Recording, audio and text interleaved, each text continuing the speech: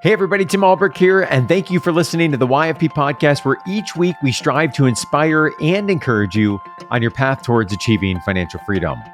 On this week's episode, Tim Baker and I continue our 4-part retirement planning series by discussing the difference between risk tolerance and risk capacity and how this impacts your asset allocation plan.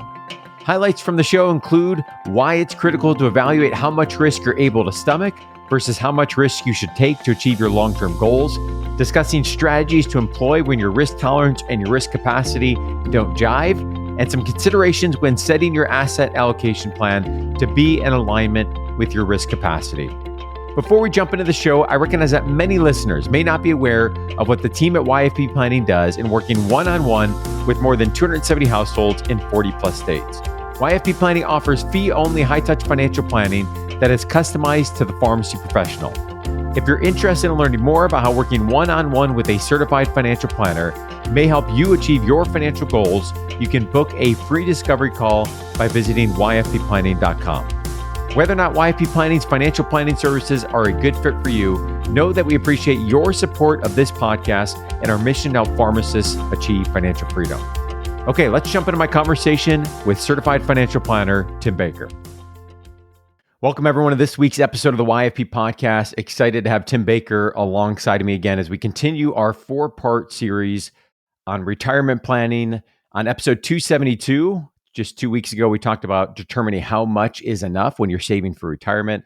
Last week, episode 273, we talked about the alphabet soup of retirement accounts with a focus on those tax advantage accounts. And this episode, we're going to focus and dive into further on how to differentiate risk tolerance versus risk capacity, which ultimately leads to how the funds are going to be allocated within your various accounts as you're putting together your saving strategy, also known as asset allocation. So, Tim Baker, let's start with, why this topic matters and the connection to the nest egg, ultimately that folks may need to take just about the risks they think to, or perhaps even more or less.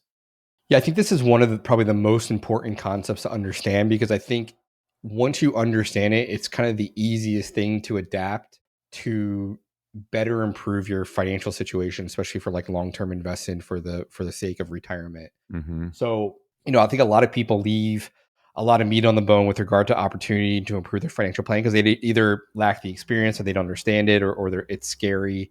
But I think understanding this concept between, what your risk tolerance is and what your risk capacity is, and then adapting that to your portfolio is huge. And, again, we'll kind of talk about conservative Jane versus aggressive Jane, and really all of the factors that are involved in that. One of the easiest ones to kind of change your dial up has to do with risk and ultimately your asset allocation, which we'll get into today. Yeah, and I think this is a topic, Tim, where just being honest with yourself and having some self-awareness on, how do I feel about the risks that I'm taking? Obviously, we're going to talk about the importance of putting that alongside of your goals. Do those jive? Do they not jive?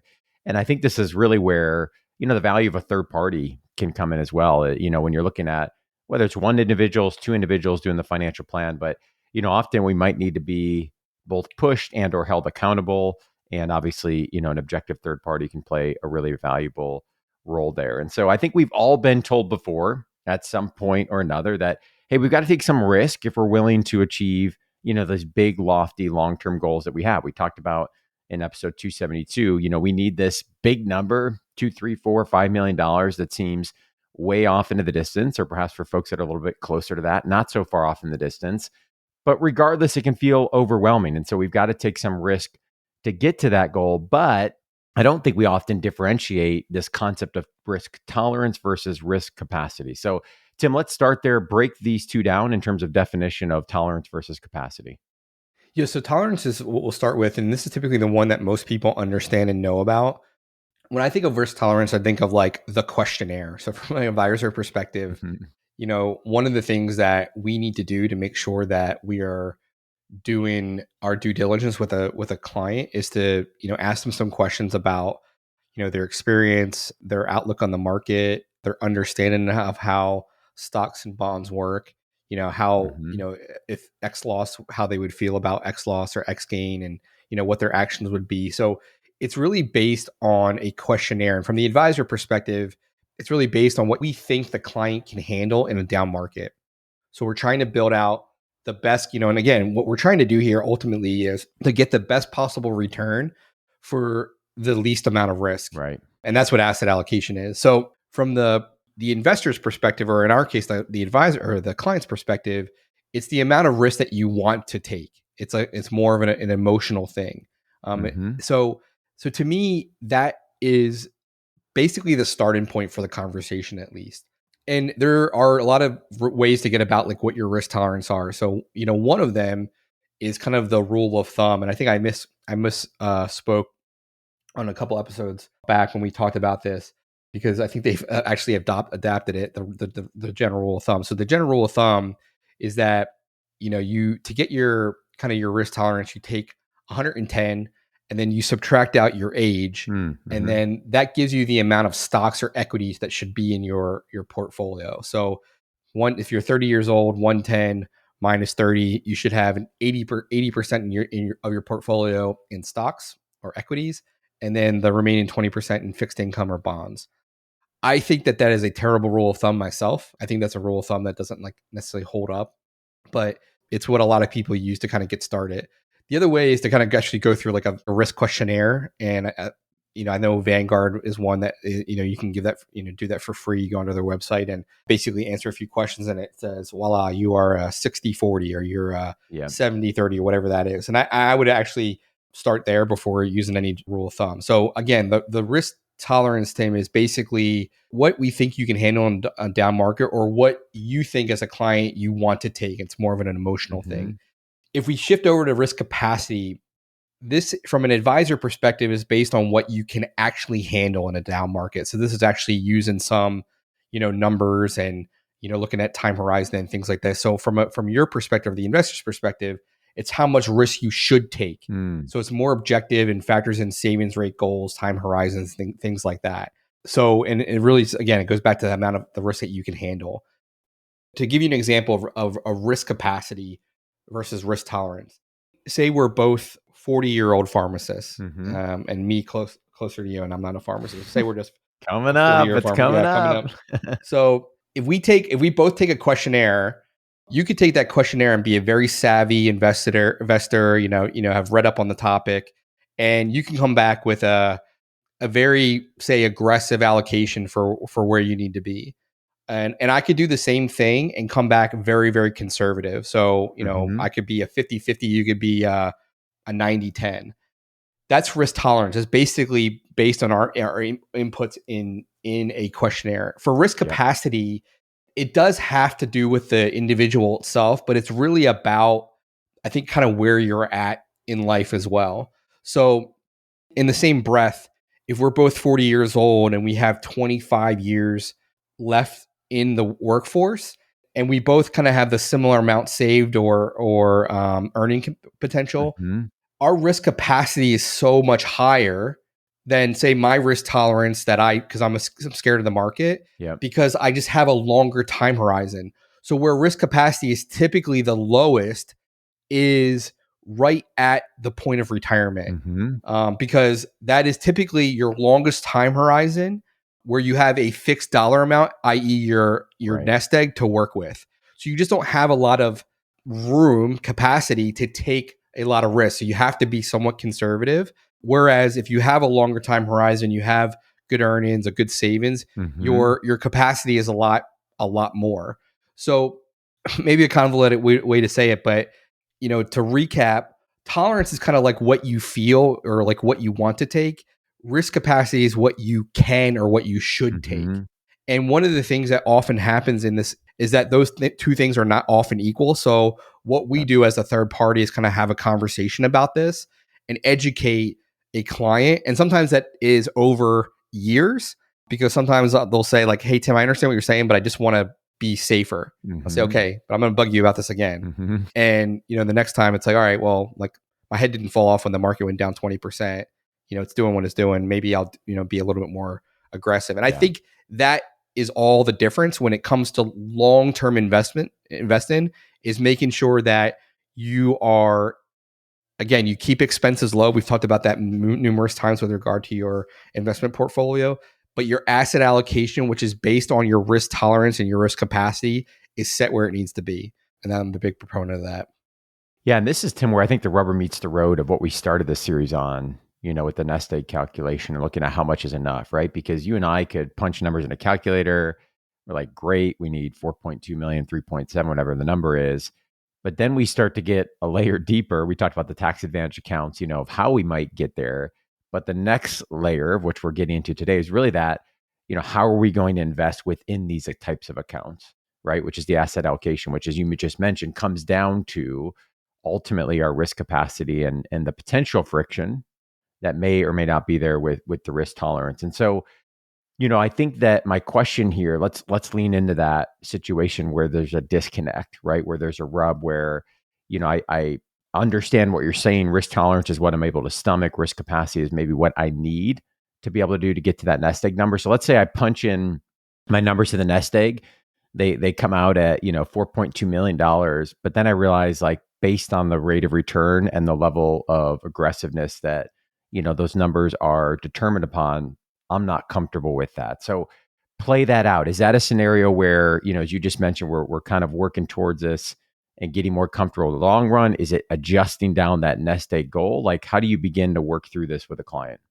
Yeah, and the nest egg is is a multivariable problem. So, the two defaults that I would always go to is like, if you're not comfortable with taking more, and again, like I would say, investing is definitely risky. Of course it is. But, what I would say over a 20 plus year time horizon, it's actually fairly predictable. That we have enough data points that says that, the US market, and again, this is not necessarily any, it's not past performance as indicative of future performance, but I think we're not gambling here. We're not speculating.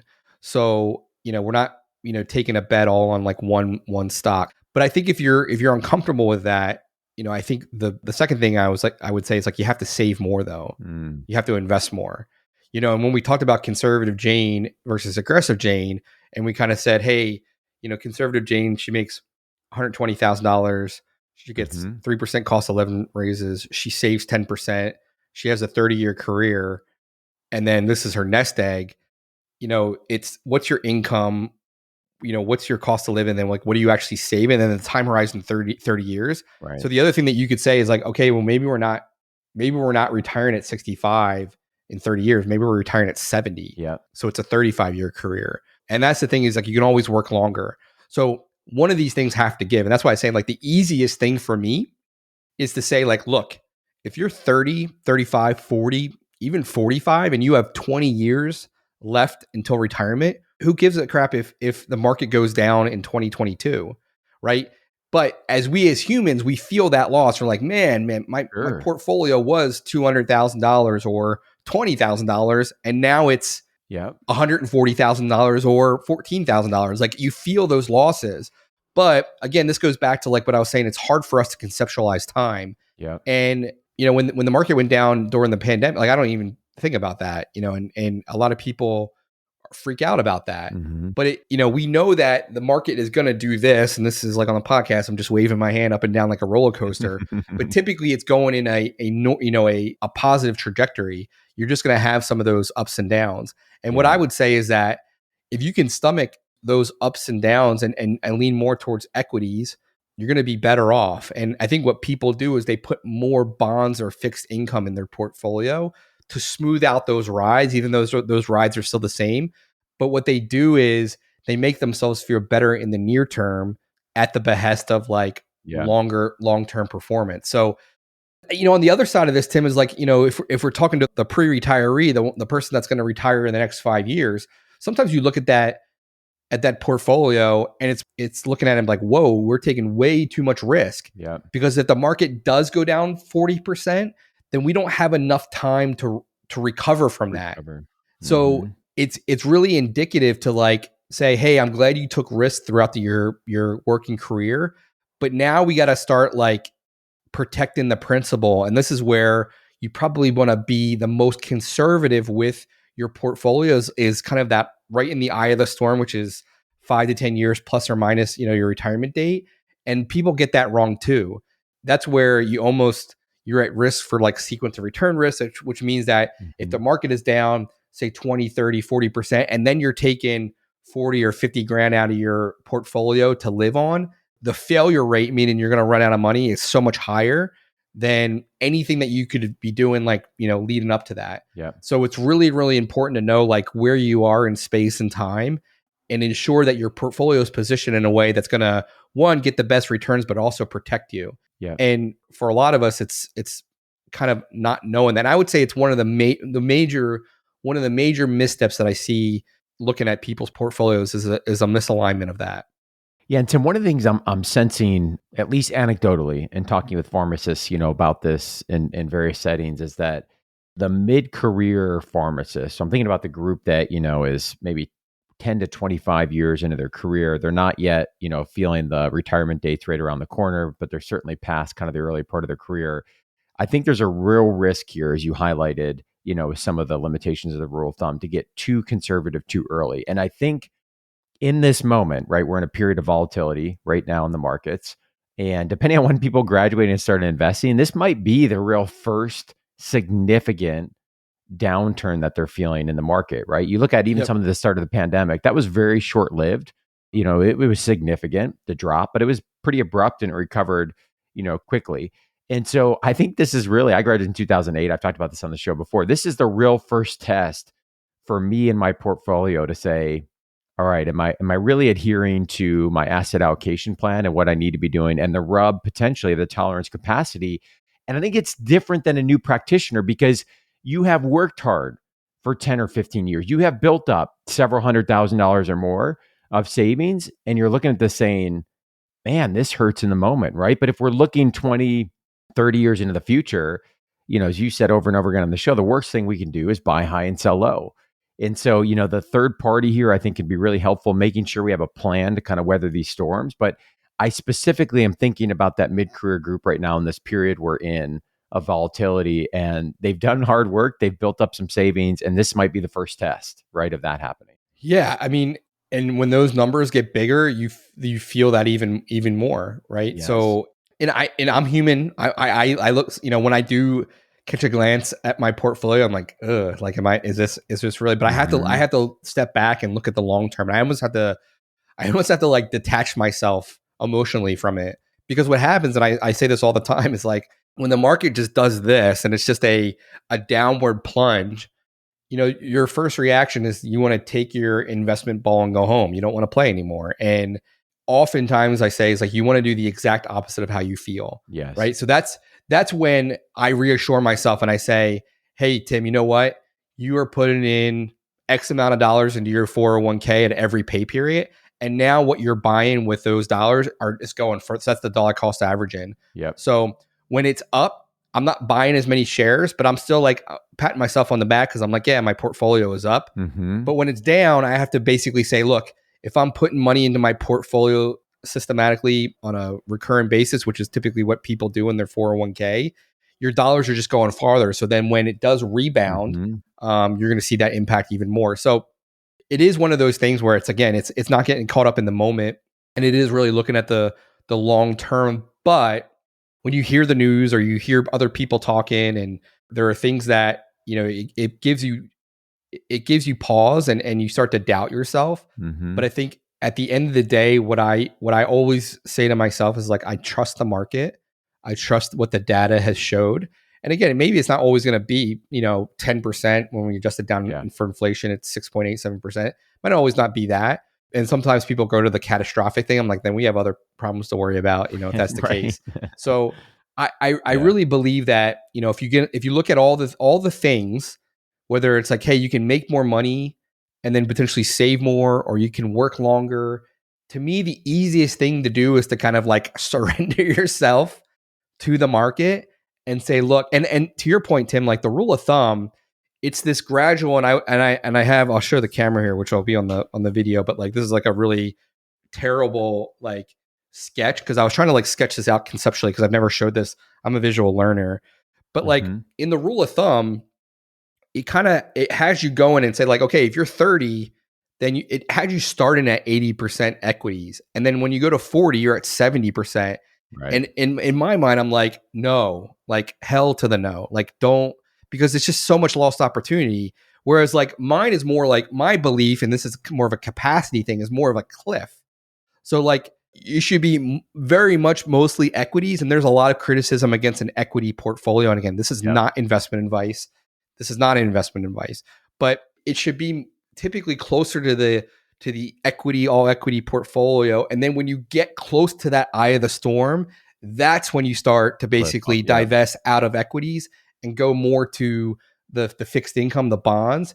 And then you go through that eye of the storm where you're here, and then you start to gradually, as you get, to 75, 80, and you're really looking for combating against longevity risk, which is the fear of the money running out. You need that to last into your 90s, 100, that type of thing. So you're going to take more risk on the back end, but typically you have more of a handle on spending and things like that post eye of the storm time. So yeah, I mean, no matter where you're at in life, this is an important conversation to have. And there's no right answer, but I would say that there are wrong answers in my estimation. But I also think it's important to say that at the end of the day, we say this about student loans, but at the end of the day, if you're like waking up and you're like sweating bullets because you're worried about how your investments are faring, especially in a volatile market, then we talk about this with the emergency fund. It's just not worth that. Yeah. But it's just something's got to give. Something's got to give. Like, that means you either have to save more or work longer. And there's a lot of spend less and retire. Spend less. Yeah. Which is really hard. That's the one I didn't mention, because that's really, really hard to do for most people. And I think I said it on a previous episode. Some people look at a 60 to 80% of like their income, and that's basically what the need is. Mm-hmm. Some advisors just look at what the tax return says, and if you earned $180,000 leading up to retirement, that's what they plan for, because that's basically the money that's flowing through. So there's lots of different ways to kind of look at that as well. Tim, I think one of the interesting things here is for folks, again, I mentioned the self-awareness piece. I think to really dig deeper about like where might these beliefs come from, wherever you are, on kind of the risk tolerance, what you're able to stomach scale. And you mentioned earlier in the show, some folks might be like, hey, I'm scared of the market. I've heard that multiple times. Like, I have no interest, kind of investing in the market, don't trust it, not comfortable with the risk, whatever the case may be. And then there's obviously the other end of the spectrum, which is like, I'm all in on, whatever investment strategy. Could be equities, could be cryptocurrency, could be real estate, could be a combination of things. And like, I don't even feel the risk. And it's like, man, you could have two people at the same point in their journey and are just dichotomously in very, very different directions. And I'm just curious, from your life experiences working with clients, like, is that coming from some of the money scripts and things that we're growing up in? Is that coming from, experiences like, hey, I lived through the 2008 recession. I saw my parent, lose a significant amount of their nest egg, or a grandparent, whatever be the case. Like, obviously the pandemic could have an impact. Like, where does that come from? I think it's a combination of all those things. I mean, you even look at it like, the Great Depression, that generation didn't put money in banks because they just didn't trust banks. And then that, that can kind of filter through later generations. I think it's a combination of kind of your upbringing. Like, I would, when I talk to my parents, and they're older now, but even when, younger, I think my mom opened up a Roth IRA for me when I was really, really young, but I think it was like mainly in cash, or like very, very conservative bonds or something like that we actually invested in, which, again, doesn't really make any sense if it's going to be used for a 14-year-old in retirement, 50 years later, 60 years later. So I think it is a lack of understanding and kind of a lack of education or financial literacy around investments is part of it. And that's not anyone's fault. So I'm not like, I just think it should be more part of the curriculum and the things that we talk about as students in grade school and high school. And again, we kind of talk about like, you can take out hundreds of thousands of dollars of loans, but really not understand like the financial implications of that. So I think we need to do a better job of that. I think, again, to go back to my own experience, Tim, like, we didn't talk about money growing up. It was very much a taboo thing. So, it was kind of just something that was hands off, which I think it kind of does lead to stunted growth in that regard. So I think that a more openness to kind of talk through some of these things and some of like the head trash, I think a lot of it does come from your experience. I think there is a natural curiosity for a lot of people, and we see it, where we kind of talk about maybe some a misprioritization of like, you're invested in penny stocks or like individual stocks, but you're not necessarily taking your match for a 401k, or you have zero emergency fund. I don't hate on that too much, because I think it's someone's willingness to kind of learn and understand like how markets work. That's right. And that I've been in that boat. But I think over time, it's like the market is very, very humbling, where it's almost like going to the casino. No one ever says like, oh man, I lost all this money. It was like, oh, I had a great, it's those things get lost in the folds. And I think that over time, I think people's experience with the market is, even professional. I just read a headline somewhere that Warren Buffett says like a monkey could pick, stocks better than most financial advisors, which I would agree with, because, there is a lot of randomness with that. So it's, again, buy the market, don't try to beat the market. So I think it's a little bit of that. So it's experience, it's education. So people that are, nerds about this, that read up, I think kind of understand, what to do. But I think a lot of it is the fingerprints of like what our families, put on us. And sometimes those things are overcomable, and we are aware of those things, and sometimes they're not. And sometimes it takes someone to say, maybe we need to look at this a different way, because if you want to get to where you need to go, and for a lot of pharmacists, especially if they're, a lot of pharmacists out there, they might be the first person in their family to have graduated from college. They might be the first person to make a 6-figure income. So with that comes, I think, a different set of issues and things to think about because, again, typically the higher you are on the income scale, we look at like Social Security, less of your retirement paycheck is coming from Social Security. The lower you are on the income, like the majority of your paycheck is going to come from Social Security. So you just have a different set of issues and things to think about as you make more money and have that paycheck. So it is, I think it's all of those things that can shape your money script, the things that you're saying to yourself. But I think it also is even deeper than that. It's kind of the cavewoman approach, is like, you don't want losses, right? So you want to protect yourself in any way that you can to shield yourself from those losses. So we do sometimes irrational things just to like protect that pain. And I think that's just in our DNA. We're here today because our ancestors have survived. Some didn't, but as that, the evolution of sorts is that you are programmed to do things that maybe don't necessarily make sense in the here and now.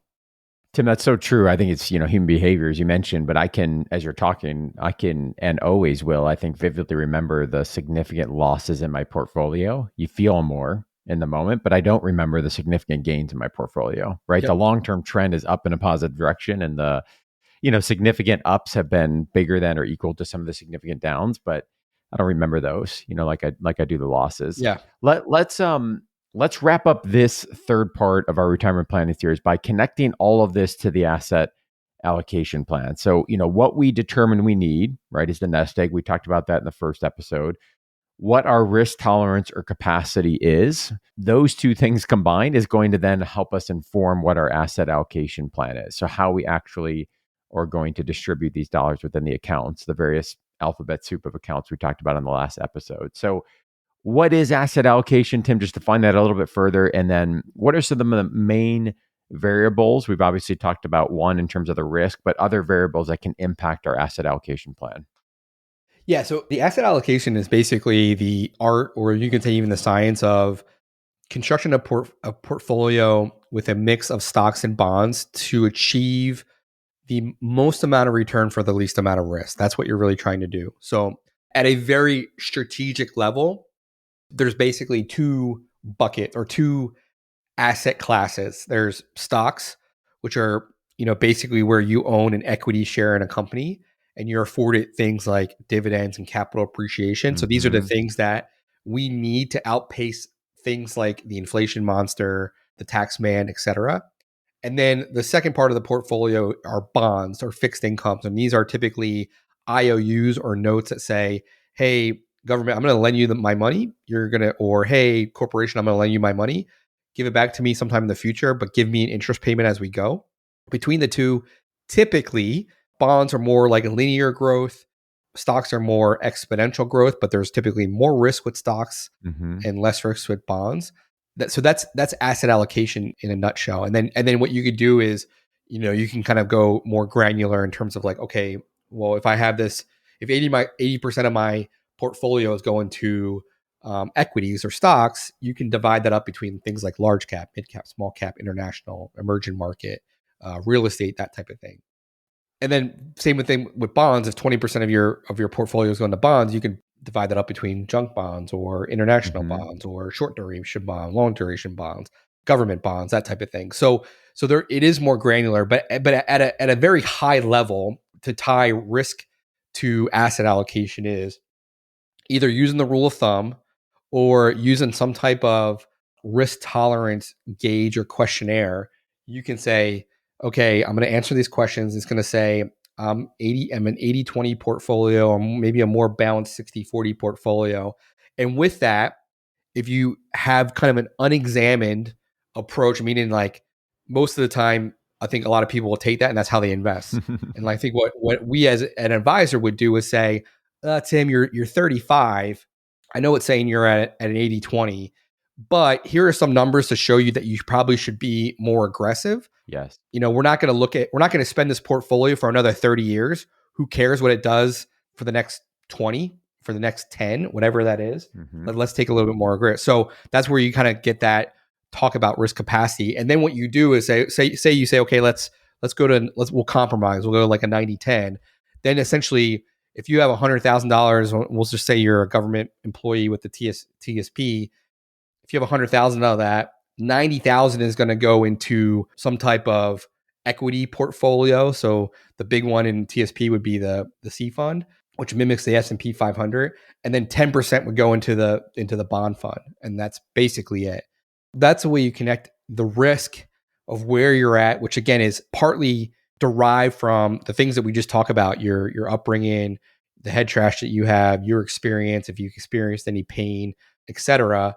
And then, it should be then examined from where you're at in terms of your time horizon, what you have saved, you're working with an advisor. Obviously, if you don't have experience, you have a little bit more cred there to come up with, what your final number is for your asset allocation.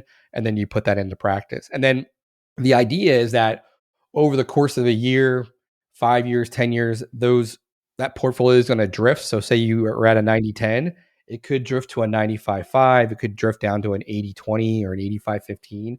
And you really want to make sure that you rebalance that over time, because if you don't, then if you're an 80-20 portfolio and you drift to something like a 90-10, if the market was then to go into a spiral, you're taking more risk than what you signed up initially. Mm-hmm. So sometimes when I say to rebalance, it just means to basically lock your percentages back to what you originally, had agreed upon with your advisor or with yourself. That's the big thing. So you're kind of just resetting the percentages. And Tim, this is a really important connection as we, bring this all together and talk about the value of a third party and the value of a planner that can really help it's not, the value is not coming from, picking stocks or picking investments that are going to beat the market, right? We've established that what you're describing is more passive investing strategy. And, here as we're just talking about investing, which again is just one part of the financial plan, the value really comes from, okay, what is the game plan? What is the life plan? What is a wealthy life look like now? What does retirement life look like? What's the number for us to get there? What does that mean today? How much do we need to be saving today to get there? We talked about that in the first part of the series. What accounts are we going to leverage? How do we optimize this tax strategy? And then within there, how do we begin to pick the investments, rebalance those portfolios over time? And again, just such an important reminder, like there are a lot of nuances in there alone, but investing is one part of the financial plan. So, we need to take that step back out of this silo that we're in retirement planning and say, okay, what else is going on? What are all the other aspects of the financial plan that are happening? And, does that impact or does that change potentially how we're going to approach our investing plan? So, I think sometimes we can hear this and hear the passive investing strategy. We can hear the nest egg calculators and think like, oh, I can do that. I'll just rebalance every once in a while. And you certainly can do it yourself, but let's not lose sight of, what can happen when you bring a third party into the equation And we also have some value in zooming out and making sure this is fitting in correctly with the rest of the financial plan and the other puzzle pieces that are involved. Yeah, the active investment is a necessary, I don't want to say evil, but it's a necessary thing that we need to do to, again, get in front of things like inflation and taxes. And, a lot of advisors make that the central part of their practice. And it is important. I don't want to say it's not important, but it typically takes a back seat to a lot of the other things that are going on in life.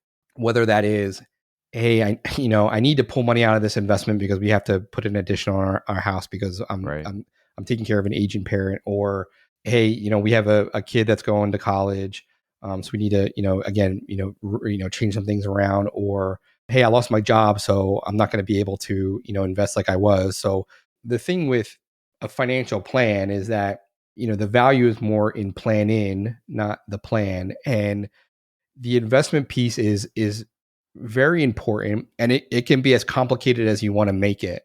But even in the simplest version, it can be complicated because, again, like if we're talking about an asset allocation, the example that I gave is, in a TSP, but if you're trying to do that across a brokerage account, an IRA, a Roth IRA, some of the tax, like it can very quickly, when you add layers, get more and more complicated.